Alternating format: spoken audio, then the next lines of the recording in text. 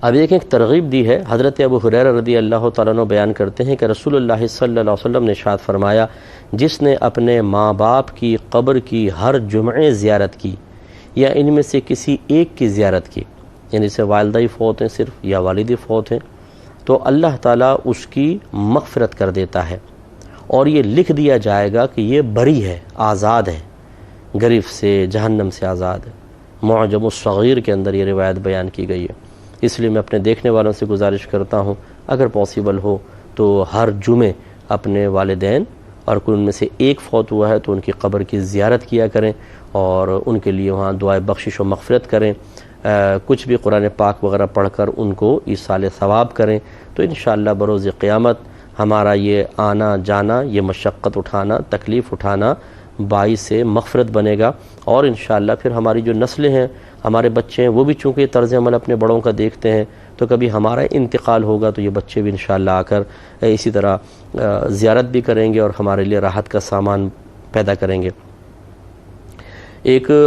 اور روایت، دو تین بس میں روایت عرض کر دیتا ہوں، پھر ہم بخاری کی حدیثوں کی طرف آئیں گے۔ حضرت ابو ہریرہ بیان کرتے ہیں کہ نبی کریم صلی اللہ علیہ وسلم نے ارشاد فرمایا، جو بندہ بھی کسی ایسے مسلمان کی قبر کے پاس سے گزرتا ہے جس کو وہ دنیا میں پہچانتا تھا،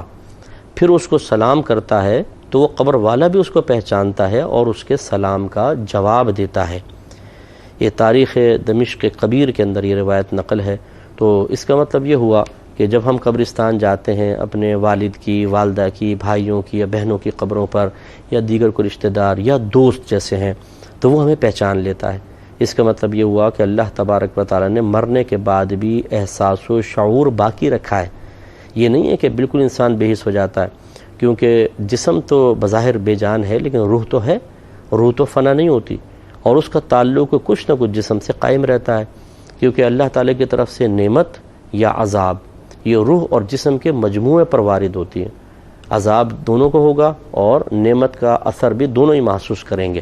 تو اس لیے اگر جسم گل سڑ بھی جائے پھر بھی جسم کا ایک جزو ایسا ہوتا ہے جو مزید تقسیم قبول نہیں کرتا اور روح کا اسی کے ساتھ تعلق ہوتا۔ تو اس لیے معلوم یہ ہوا اگر ہم قبرستان جاتے ہیں تو یہ نہیں کہ مٹی میں مل گئے یہ ہمیں کیا پہچانیں گے، حدیث یہ کہتی ہے کہ وہ پہچانتے ہیں۔ اور ایک روایت میں نے پڑھی کہ نبی کریم صلی اللہ علیہ وسلم نے ارشاد فرمایا کہ مردہ کسی کے آنے پر سب سے زیادہ انسیت اس وقت محسوس کرتا ہے جب وہ شخص قریب آتا ہے جس سے بڑی محبت کرتا تھا۔ تو اس لیے اگر کوئی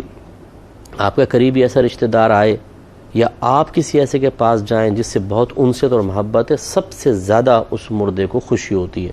اور اس کو راحت ملتی ہے۔ اس سے ذرا میرے وہ بھائی بہن بھی درس حاصل کریں جو قریب ترین رشتہ دار ہیں، بہت ہی پیارا دوست تھا، جگری یار ہے، لیکن ہم مرنے کے بعد ان کو بھول جاتے ہیں، ان کی راہ، وہ ہماری راہ دیکھتے رہتے ہیں اور ہم ان کی قبروں پر نہیں آتے ہیں۔ اس پر ذرا توجہ کرنی چاہیے۔ اللہ تعالیٰ عمل کی توفیق عطا فرمائے، آمین۔ وآخر دعوانا ان الحمد للہ رب العالمین۔